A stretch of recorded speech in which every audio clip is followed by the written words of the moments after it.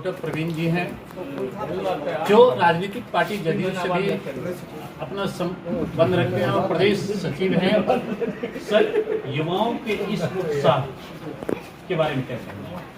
देखिए, सबसे पहले तो आज राष्ट्रकवि धारी सिंह दिनकर जी की 49वीं पुण्यतिथि है और उनके सम्मान में हम लोग यहाँ पे आए। उनकी पुण्यतिथि पे एक बहुत अच्छा प्रोग्राम यहाँ पे रखा गया राष्ट्रकवि दिनकर सेवा दल के द्वारा, और हम लोगों ने आज यहाँ पे ब्लड कैंप रखा गया है और उसके आयोजन में हम लोग शिरकत किए यहाँ पे। और जितने गरीब गुरबा हैं, इस क्षेत्र के लोग हैं जिनको सही समय पर ब्लड नहीं मिल पाती, उसके लिए समाज के लिए बहुत अच्छा काम कर रहे हैं। और युवाओं में उत्साह ये है कि क्रांतिकारी कभी हुआ करते थे जिन्होंने किसी समय में देश को, सत्ता को अपने कलम की ताकत से हिलाया था, जिन्होंने जेपी आंदोलन को प्रमुखता से आगे लाए थे, जिन्होंने देश के लिए बहुत कुछ किया और उनकी कलम की देन है कि आज हम लोग यहाँ स्वतंत्र होकर बोल रहे हैं और यहाँ की सत्ता बदली थी। आज फिर वो समय आ गया है कि संविधान को बेचा जा रहा है, संविधान के टुकड़े टुकड़े किए जा रहे हैं और वैसी ताकतों को हम लोग को उखाड़ कर फेंकना है। राष्ट्रीय स्तर पे हम लोग के चेहरा है माननीय मुख्यमंत्री जी नीतीश कुमार, जो राष्ट्रकवि दिनकर जी के और अम्बेडकर जी के सिद्धांतों पे, लोहिया कपूरी जी, जयप्रकाश जी के सिद्धांतों पे चलते हैं। सभी युवाओं में ये उत्साह है कि हम लोग को, अभी आपने देखा होगा ईद का अभी पूरा रमजान का महीना गया, कल परसों ईद उल फितर था, उस पर भी हम लोग के बीच में ये संदेश देना चाहे कि सामाजिक सद्भाव, धार्मिक उन्माद पैदा नहीं होनी चाहिए। सभी फिरका परस्त जो ताकतें हैं उनको उखाड़ के फेंकना है और राष्ट्रकवि दिनकर जी की आत्मा कहीं होगी तो वो भी इस चीज़ से आज बहुत खुशी होगी कि उनके बताए हुए रास्ते पे, उनके सोच पे, जो वो अपने कलम के माध्यम से लिखते थे, समाज को, पिछड़ी पंक्ति को जगाना चाहते थे, वो समाज आज जग गया है और आज उनकी चेतना को, उनके विचारों को आत्मसात करके माननीय मुख्यमंत्री जी उस पर आगे बढ़ रहे हैं। हमारा प्रश्न सर लोकल स्तर का, और आप उसको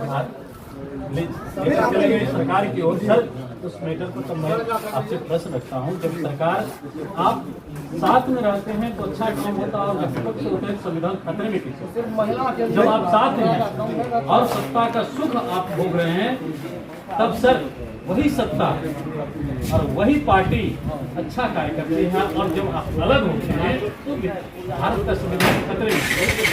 सत्ता की और सत्ता की बात नहीं है, बात विचारधारा की, बात सिद्धांत की है, बात विकास की है। माननीय मुख्यमंत्री जी का चेहरा तो इसलिए जाना जाता है कि उन्होंने सीमित संसाधन में विकास किया है। अकेले पार्टी में अकेले सहयोग होते हैं, लेकिन जब आप विचारधारा से विमुख होते हैं, जिस चीजों को लेके माननीय अटल बिहारी वाजपेयी, लाल कृष्ण आडवाणी ने जिस 2-3 बिंदुओं को लेके जिन्होंने एनडीए में अलायंस किया था, जब आपकी आने वाले समय में जब उससे आप अलग हो गए, जब आप समाज को तोड़ने लगे, जब आप धार्मिक उन्माद फैलाने लगे, जब बात यहाँ पे हिंदू मुस्लिम की होने लगी, जबकि भारत एक सबसे बड़ा धर्मनिरपेक्ष और लोकतांत्रिक राष्ट्र है, अंतर्राष्ट्रीय पटल पे इसकी छाप छोड़ती है, उसके बावजूद अगर आप यहाँ पे धार्मिक उन्माद का माहौल बनाएंगे तो स्वाभाविक है सत्ता बदलेगी। और सत्ता कोई परमानेंट किसी चीज की नहीं होती है। सत्ता जनता में चुन के आते हैं। लोकतांत्रिक मूल्यों का एक सम्मान करना चाहिए। लोकतांत्रिक मूल्यों का सम्मान का मतलब जनता के बीच में काम होनी चाहिए, विकास का काम होना चाहिए। माननीय मुख्यमंत्री जी सिर्फ इसके लिए जाने जाते हैं कि विकास का काम हो, चाहे किसी के साथ रहे, मतलब विकास होना चाहिए। मुख्यमंत्री नीतीश कुमार जी के शासनकाल में विकास हुआ और वो विकास पुरुष जाने जाते, क्या उनसे पहले बिहार की विकास हुई? इसके बारे में बताना। उससे पहले के बारे में ज्यादा डिटेल में नहीं बता पाएंगे कि बिल्कुल बताना चाहिए सर, क्योंकि उससे पहले जो सत्ता में थे उस सरकार की पार्टी आपके गठबंधन में वर्तमान में है।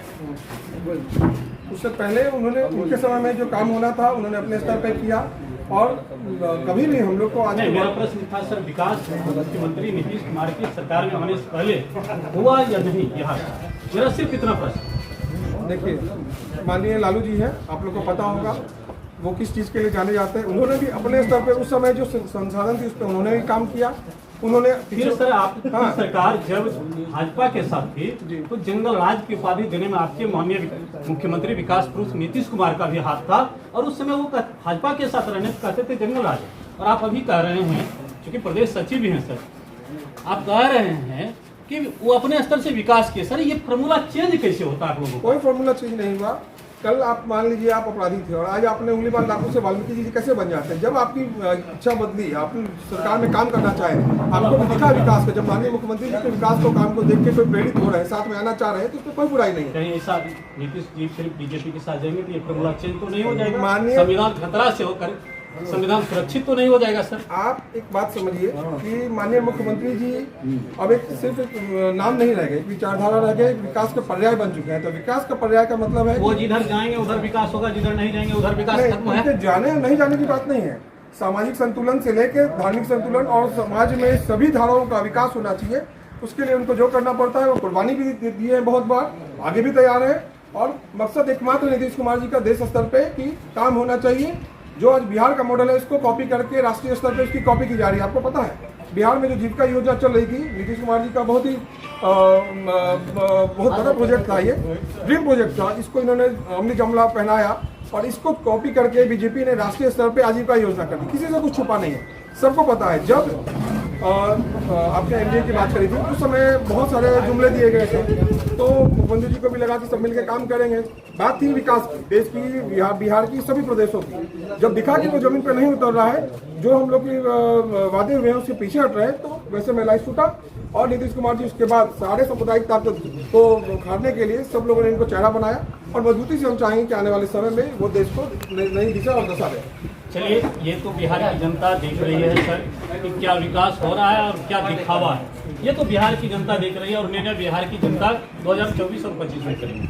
हम पूरा मैं आपको बताना चाहूँगा सर, जो राष्ट्रकवि दिनकर सेवा दल के द्वारा सामाजिक सरोकार से जुड़े हुए कार्य होते हैं सर, हम उस पर आए क्योंकि हम अभी जिस मुद्दे पर हैं हम अटक कर दूसरे जगह चले गए। हम हालांकि उसको काट करके अलग न्यूज बना लेंगे, आप राजनीतिक पार्टी से भी जुड़े हुए हैं, हम ले लेंगे। हम इस पर आते हैं सर। आज राष्ट्रकवि दिनकर की जन्मभूमि पर उनकी पुण्यतिथि को उनके नाम से संस्थापित एक संस्था रक्तदान शिविर के रूप में आयोजित कर रही है सर। इस संस्था के द्वारा पहले भी 4 बार आयोजित हुआ है, जिसमें सैकड़ों लोग भाग लिए हैं, दूसरे के जीवन को बचाने के लिए अपना रक्तदान दिया है सर। हमने विगत दिनों देखा और वही चीज मैं मंजेश से भी प्रश्न लिया कि विगत दिनों इनका कार्यक्रम सांस में था जिसमें सैकड़ों युवा रक्तदान किए।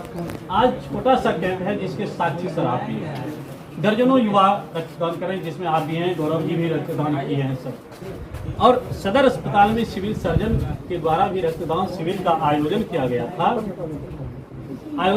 था। उसमें मात्र एक व्यक्ति रक्तदान करने आए सर। प्रशासनिक स्तर पर और अधिक होना चाहिए और उससे ये लोग आगे बढ़ जाते हैं। इसके पीछे सर रहस्य कुछ आप लोग को आकलन लगाते हैं? नहीं, मुझे इसकी जानकारी नहीं है कि सदन में क्या हुआ था। मैं ये जानता हूँ ये छोटा भाई तुल्य है और ये बहुत अच्छा कार्यक्रम कर रहा है। राष्ट्रकवि दिनकर जी को अगर जिंदा कर रहा है किसी सामाजिक कार्य को लेकर, तो ये बहुत ही प्रेरणादायक है। आने वाले समय में युवाओं को इससे सीख लेनी चाहिए। समाज में सभी लोग को, सरकार भी अपना काम करती है, एनजीओ भी अपना काम करते हैं, बहुत सारे संगठन है जो अपना काम करते हैं। उसमें मंजेश जी ने ये पहल किया। ऐसे युवा अगर आगे बढ़ रहे हैं तो इससे आगे और भी लोगों को सीख लेनी चाहिए और हम लोग बहुत खुश हैं। और जहाँ तक अपने सरकार वहाँ की बात करें, सदर में भी वो अपने लेवल पे समय समय पर आयोजन होता रहता है। जहाँ पे सदर नहीं पहुँच पाते या उनका सरकारी प्रोग्राम रहता है, ये लोग अपना संगठन बना के जगह जगह पे जाके लोगों को जागरूक करते हैं कि भाई रक्तदान देना चाहिए। रक्तदान से बड़ा कोई दान नहीं है इस पृथ्वी पर। रक्तदान को महादान की संज्ञा दी गई है, ये कहीं से गलत नहीं है, ये बिल्कुल चरितार्थ होता है। क्योंकि मैं भी ऑर्थोपेडिक सर्जन हूँ, हमारे यहाँ भी कभी कभी रात में दिन में कभी भी इमरजेंसी में आते हैं जिनका बहुत ज़्यादा ब्लड लॉस रहता है। वैसे